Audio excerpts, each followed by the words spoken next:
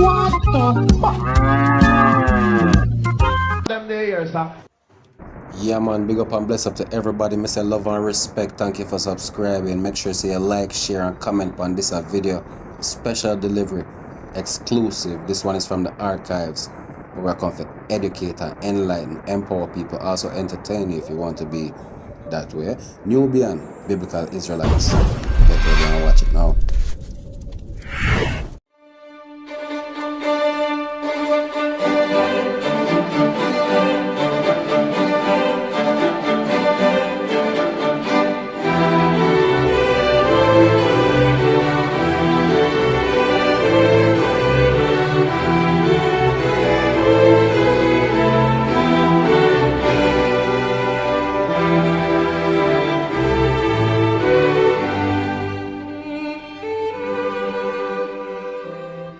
Have you ever seen or heard of biblical icons where Jesus or the Virgin Mary have dark skin, or even Abraham or King David?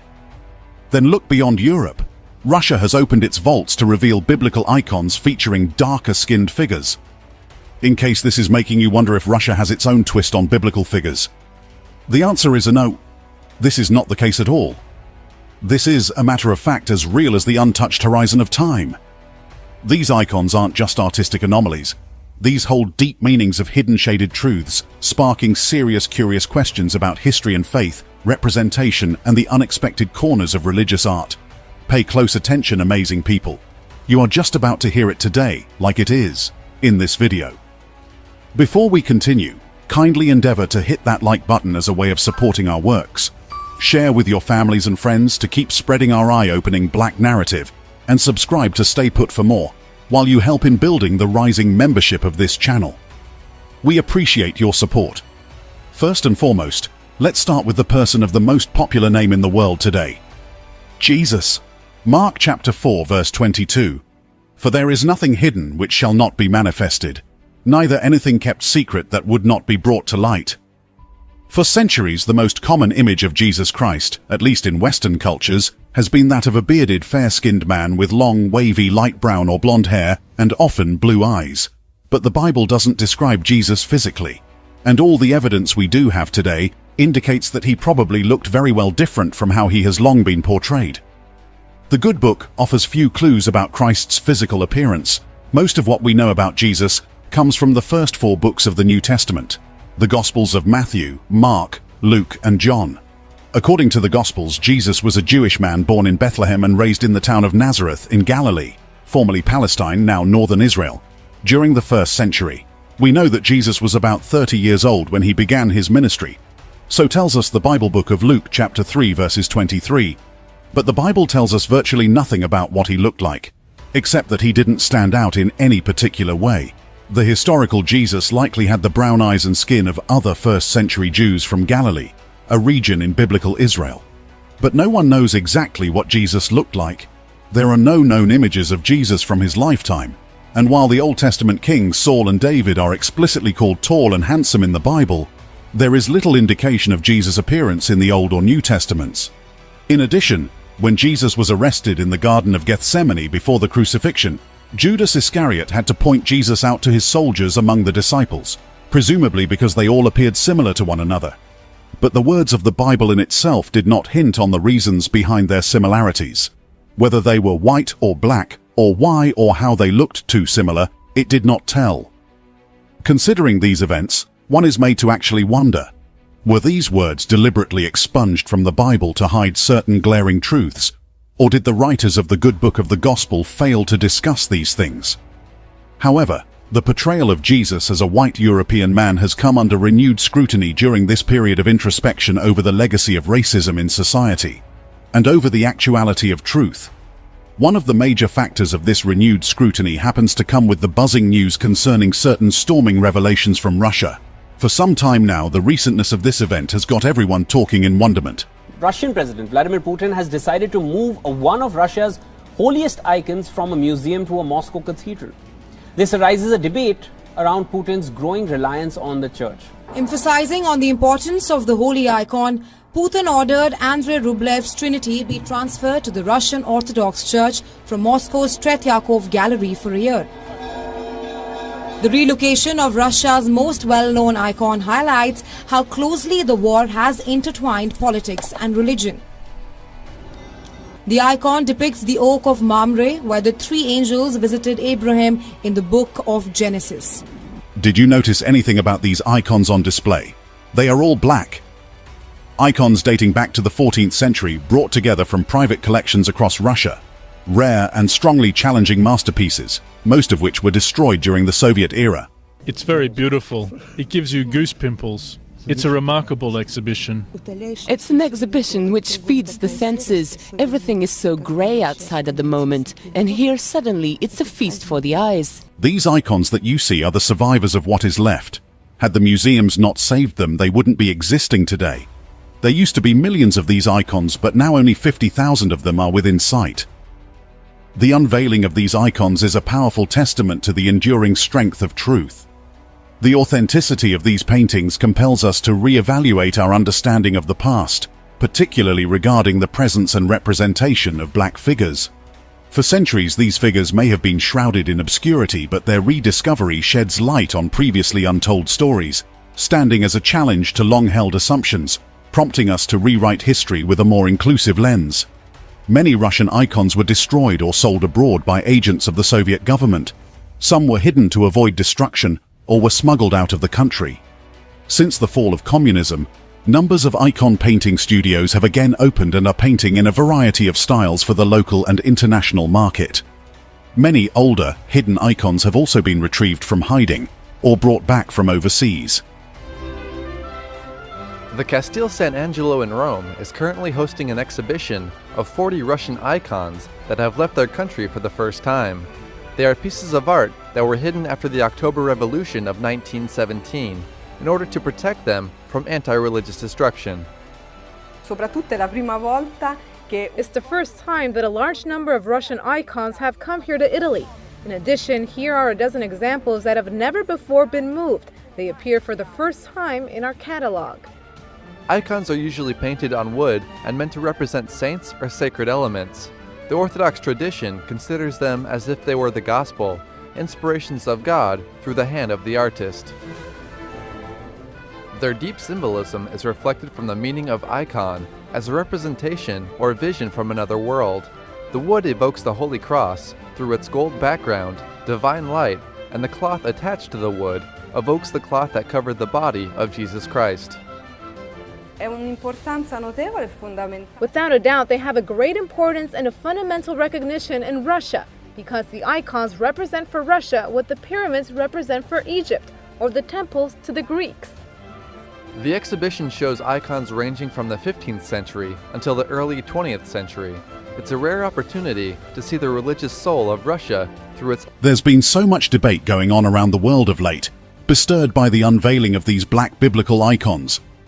Some tend to think that the icons had blackened over time due to age, while others say that the blackness of the icons has nothing to do with age but are a measure of accuracy meant to depict the actual color of the skins of the people painted. Because they were black people, says Robert Rubin.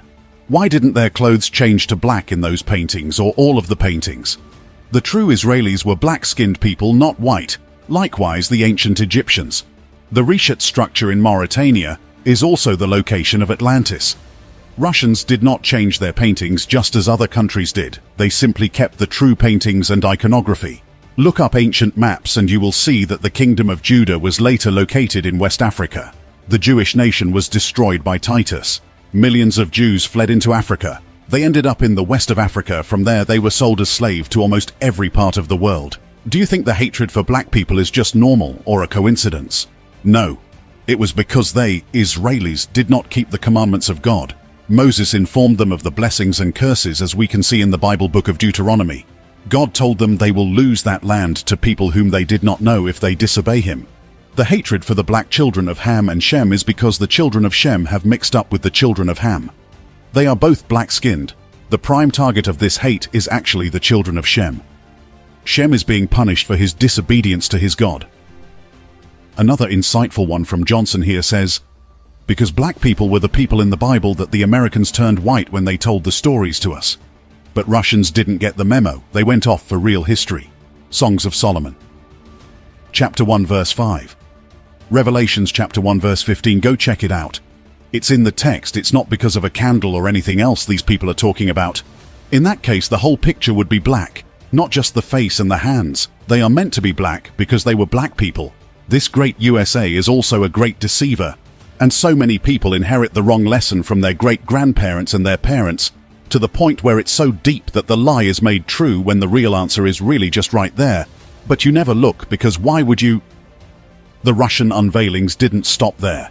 Russia continues with its biblical historical revelations, with President Putin at the foremost front, championing the course. Russia has opened its cellars to reveal remarkable paintings of Jesus dating back to the 1400s. By Father Vladimir Ivanov. This is a book that is highly coveted by different circles because it has the black icons. It has the history of black people in places like Russia, in Italy, in places all over Europe. This looks like a king. The images of Jesus and other historical figures in Russia's black icons challenge the commonly known perception of antiquity and reveal the extent of black people's presence and influence throughout history. Paintings from the 1500s and 1600s depicting black icons, including Jesus and Mary, in a highly sought-after book that explores the history of black people in Russia, Italy, and other parts of Europe. The book contains interesting depictions of black people in biblical scenes, which is knowledge that is not taught in the American educational system. However, debates concerning the authenticity of these icons goes on. And Alex Pismeni, a software developer and Catholic Christian, has some things to contribute. The Russian Christians adopted Byzantine Orthodoxy wholesale. That, of course, includes the iconography. The fundamental principle of Orthodox iconography is no changes. The icons are, as much as possible, portraits of Christ, Our Lady, and other saints. Further, the styling, mood, garments, gestures are all fixed in the Byzantine style, so much so that students of iconography refer to these rules as iconographical canon, even though very little of that canon ever went through the normal ecclesial legislative process involving episcopacy and councils. Going forward, while Russia continues to amaze the world in this light, the unquenchable fire of truth persists through the darkness of history. Not so long, protesters had called for the removal of Confederate statues in the US. Activist Sean King went further, suggesting that murals and artwork depicting white Jesus should come down. His concerns about the depiction of Christ and how it is used to uphold notions of white supremacy are not isolated. Prominent scholars and the Archbishop of Canterbury have called to reconsider Jesus' portrayal as a white man. Only recently, on June 22, 2020, writer and activist Sean King announced that he supports the destruction of statues that depict a white Jesus. King, who had tweeted his remarks on that memorable Monday of 2022 June, noted that historians believe Jesus likely had the appearance of people who typically lived in the Middle East during his time, rather than the white man who is often depicted in Christian iconography. Yes, I think the statues of the white European they claim is Jesus should also come down, King tweeted. They are a form of white supremacy, always have been. In the Bible, when the family of Jesus wanted to hide and blend in, guess where they went? Egypt, not Denmark, he added. Tear them down. The comments quickly drew condemnation from some on the platform, including several prominent conservative figures. King clarified that he was only advocating that statues of a white Jesus be torn down in response to a tweet from the account of PragerU, a non-profit co-founded by conservative talk show host Dennis Prager. He also remarked that stained glass windows and other images of a white Jesus, his white mother, and their white friends should all be destroyed, insisting they are racist propaganda and a gross form of white supremacy. King shared an image of a darker-skinned Jesus that appeared in a 2002 Popular Mechanics article, which scholars believe may be more accurate than those showing Jesus as a European. He commented that the image would have been intolerable for white Americans who participated in slavery. Experts have long since said that this is likely the most accurate depiction of Jesus. White Americans who bought, sold, traded, raped, and worked Africans to death for hundreds of years in this country simply could not have this man at the center of their faith. Sean King further tweets, June 23, 2020, a day after he had tweeted his support for the destruction of all white-statued Jesus. A tweet by Jenna Ellis, a lawyer representing President Donald Trump, warned that she would not break if they try to cancel Christianity, although it's unclear if it was in direct response to King's tweet. Regardless, King responded that what the lawyer was actually defending here is her whiteness. Christian whiteness needs white Jesus, King tweeted to Ellis. It's not about generosity or kindness. It's not about protecting the vulnerable. It's about whiteness itself. Attack white Jesus to her, and you attack her faith. Statues have been torn down and destroyed amid ongoing protests against racial injustice and police brutality that have swept the nation these recent years, counting from 2020. Although statues and monuments paying tribute to the Confederacy have been primarily targeted, statues of other figures from early American history have also been taken down. The movement to take down and deface controversial statues has gained traction in the UK, as well as Europe and the US, but has divided public opinion, with critics slamming it as mob rule, while others applaud it as a way of addressing systemic racism. Justin Welby, the Archbishop of Canterbury and head of the Church of England, has said the Church should reconsider its portrayal of Jesus as a white man. Speaking to the BBC Today programme, Welby was asked whether the way the Western Church portrays Jesus needed to be thought about again and reimagined. Yes, of course it does, he said, adding that Jesus was portrayed differently in countries around the world. He was regularly in touch with Anglican church leaders from around the world, he said, who did not portray Jesus as white. You go into their churches and you don't see a white Jesus, you see a black Jesus or Chinese Jesus or a Middle Eastern Jesus, which is of course the most accurate. Welby added that the representations of Jesus were not, however, who we worship, but rather served as a reminder of the universality of God who became fully human. Addressing calls for monuments with links to the UK's imperialist history and slave trade to be removed, he said statues in Canterbury Cathedral would be put under review. The question about whether they should all be there arises, of course it does, and we've seen that all over the world, he continued. We're going to be looking very carefully and putting them in context and seeing if they all should be there, says Justin Welby. In closing, the unveiling of these black icons serves as a powerful reminder that history is often shrouded in darkness, but truth has a way of shining through. These artifacts compel us to re-examine our understanding of the past and challenge long-held narratives. If their authenticity is confirmed, the paintings offer a glimpse into a previously unknown facet of history, forcing us to confront the complexities of representation. This discovery stands as a testament to the enduring power of truth, shattering the towers of misinformation and prompting a re-evaluation of the stories we tell ourselves about the past. That brings us to the end of yet another video segment. Share your thoughts with us in the comments section below. We are always happy to pick from them. Support our works by always hitting that like button in front of you. Share with your friends and families to keep spreading our eye-opening black narrative. And kindly subscribe to get notification for more interesting videos in the way. We are glad to have you. Thank you for watching. Yeah man, I mean every word. Thank you to everybody that watched that. Tell me, if you people full enjoy that video or love the information, please put 1111 in the comment section. Make sure you subscribe, like, comment and share. Make sure you support the content. Make sure you let me know if you love that type of information. And I'll post more videos that empower, enlighten us on a whole heap of things that I'm hide from Nubian people. Remember, so we stop calling ourselves be lack, because we're not lack nothing. Anything what we need is here on the earth. Plant seeds, remember, be fruitful and multiply. Righteousness, you know what I say? Just study yourself and the goodness and the love what the Almighty Creator place upon you. So I say people, and focus on them things down the say we now have much more things what better than all the foolishness what them I tell you to focus on.